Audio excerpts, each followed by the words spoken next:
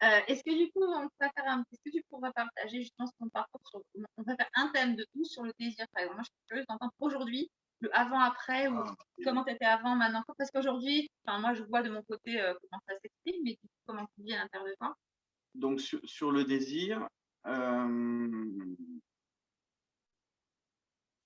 donc au moment où je te rencontre, je sens bien, et ça, c'était le cas dans même mes relations d'avant, c'est-à-dire que j'avais un mal fou à exprimer mon attirance vers quelqu'un et l'envie de faire enfin, des activités ou de la sexualité de manière. Enfin, voilà. C'est compliqué de l'exprimer. C'était compliqué d'expliquer simplement sans me perdre en palabres et sans essayer de faire le serpent là, pour passer au travers des mailles du filet, d'exprimer mon désir. Et donc, du coup, ce qui est marrant, c'est que au moment où je rencontre Emmanuel, là, je reste collé à la vitre, c'est-à-dire que j'en ai du désir, évidemment. Sauf que ne sachant pas l'exprimer, ne sachant pas le dire, je reste collé à la vitre. Et Emmanuel fait un truc merveilleux, c'est qu'elle ne m'a pas aidé. C'est-à-dire qu'elle m'a pas pris par la main en disant mais viens, je vais machin. Non, elle m'a vu coller à la vitre du désir. Elle a fait écoute, ça a l'air chiant. Voilà. Et moi, je me suis pris, c'était une des premières claques d'ailleurs que j'ai pris. Et merveilleux, quoi. Parce que du coup, rester bloqué à la vitre du désir, moi, ça m'a à la fois fait extrêmement mal sur le moment parce que du coup, il a fallu que je le sorte. C'est-à-dire que derrière, ce que tu m'as dit derrière, c'est OK, tu peux avoir du désir, c'est cool. Par contre, tu l'exprimes, tu le dis. Parce que moi, j'étais un peu. Enfin, à quoi ça ressemblait? Ça ressemblait à Ronan. Donc, en fait, on a fait connaissance par Internet, par le téléphone, pendant Ouais, le c'était pendant le confinement. confinement. Ouais. Et on s'est rencontrés après, une fois que c'était fini. Il est venu à la maison et puis il est venu me voir. Et en fait, une certaine semaine, 3 fois dans la semaine, il m'envoie un message le matin, est-ce que je peux venir te voir aujourd'hui? Et c'était pas planifié, on se voit samedi, on se voit dans 2-3 jours. Non, il se lève le matin et il a envie de me voir.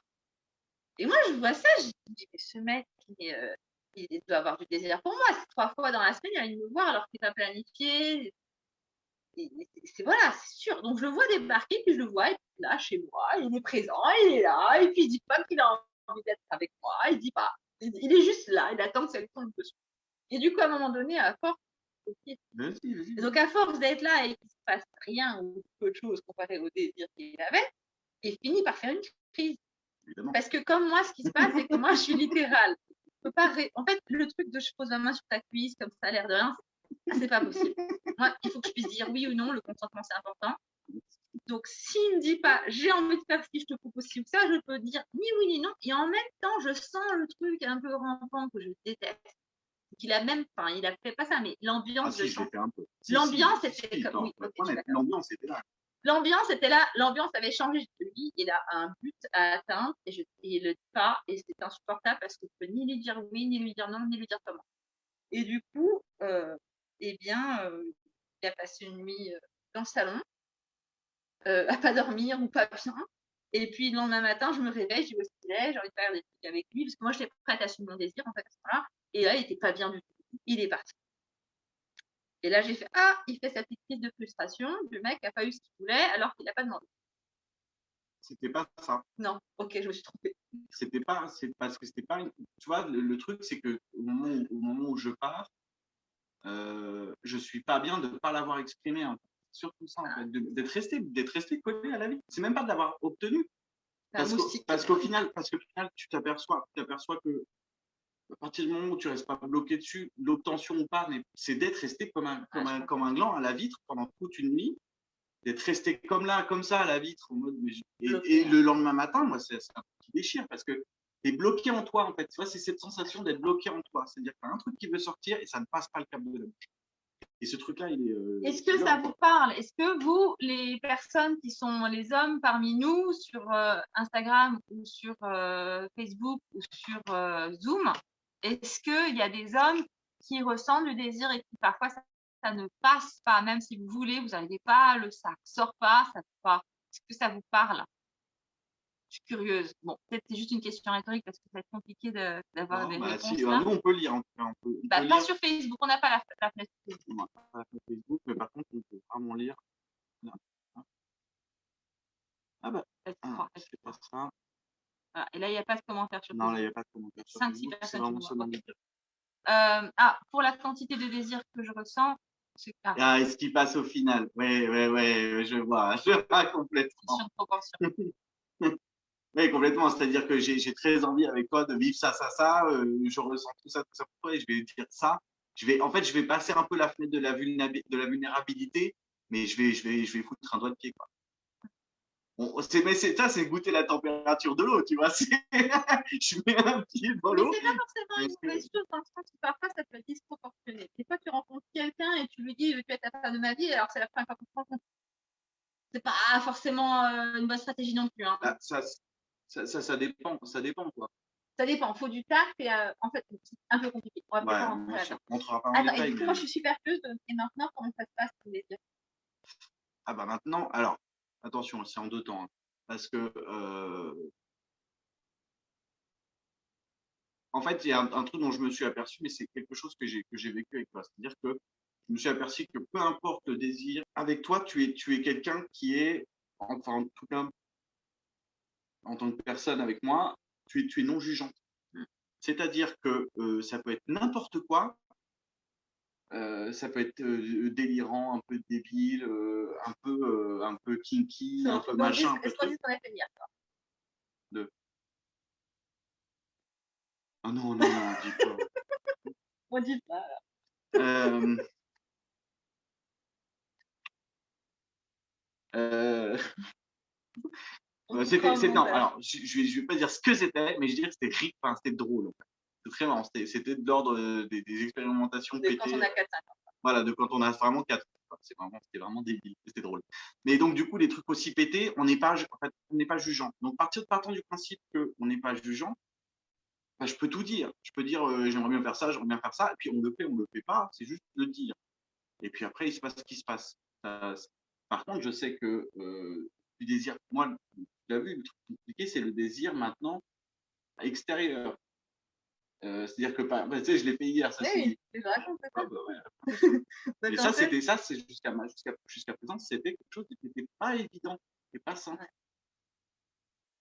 Je dirais qu'il y a quand même aussi quelque chose, c'est l'intervention de mon désir aussi. C'est-à-dire que moi, j'ai aussi des réflexes, des habitudes, des conditionnements qui ne sont pas toujours top. C'est-à-dire que parfois, il va m'exprimer un désir, j'ai tellement envie de lui faire plaisir, et je peux le faire alors que moi, ce n'est pas mon désir le plus grand, ou en fait, je suis un peu fatiguée, voilà.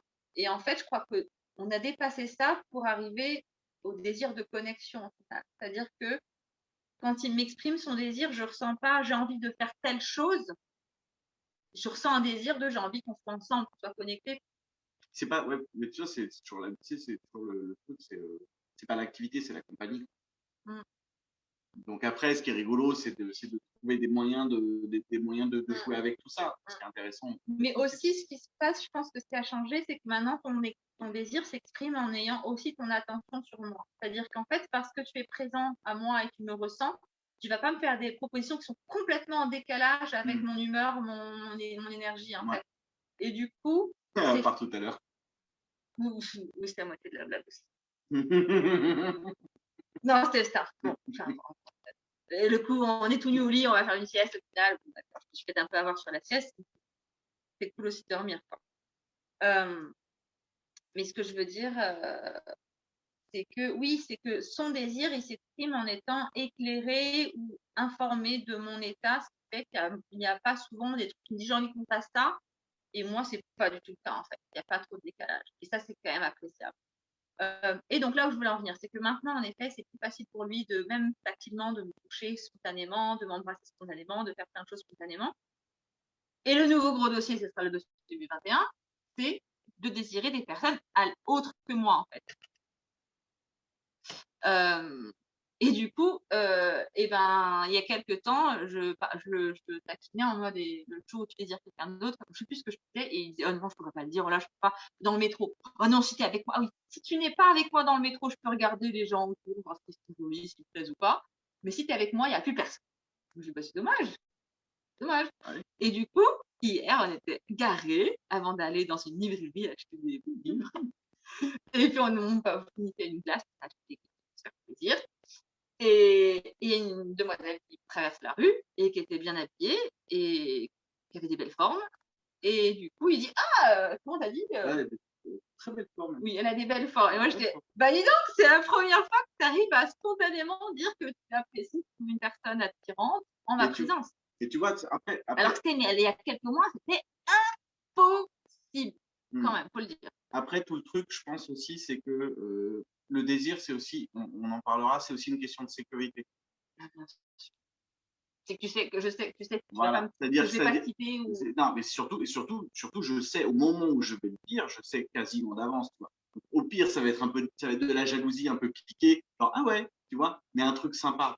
Donc, c'est aussi la sécurité de pouvoir exprimer le désir, ou d'ailleurs n'importe quelle autre chose telle qu'elle vient, parce que tu sais qu'en face, tu vas avoir une réaction qui va être bah, tu es en sécurité, quoi. Tu vas pas te faire alpaguer parce que tu as dit. Tu vas pas faire un problème.